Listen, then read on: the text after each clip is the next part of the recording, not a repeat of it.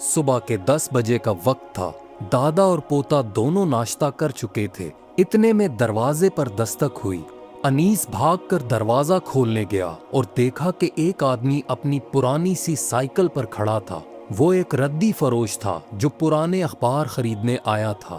دادا نے پرانے اخبار پہلے سے اکٹھے کر رکھے تھے۔ ردی والے نے وزن کے حساب سے کچھ رقم دی اور چلنے لگا۔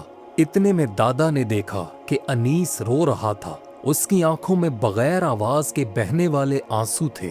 انہوں نے رونے کی وجہ پوچھی تو وہ دھیمے لہجے میں کہنے لگا، دادا اس شخص نے ترازو قائم نہیں کیا، 5 کلو کا فرق ہے۔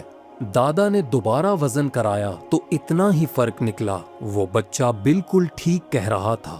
ردی خریدنے والا شرمندگی سے کہنے لگا، لگتا ہے میرا یہ ترازو پرانا ہو چکا ہے اور کسی ایک جگہ اٹک جاتا ہے۔ پھر اس نے تھوڑے طنزیہ انداز میں بچے کو دیکھ کر کہا، بڑا ہی تیز بچہ ہے، دیکھ لینا ایک دن یہ بہت بڑا سوداگر بنے گا۔ پھر ردی والے نے اضافی رقم ادا کی، سائیکل پر بیٹھا اور غصے سے پیڈل مارتا ہوا وہاں سے چلتا بنا۔